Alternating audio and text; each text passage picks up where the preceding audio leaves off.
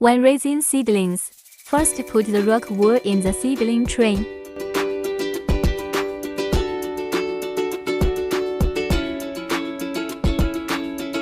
Then pour water on the rockwool to soak the rockwool.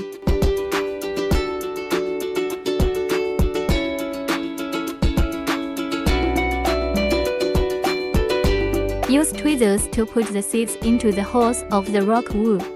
One hole can put 1 to 2 seeds.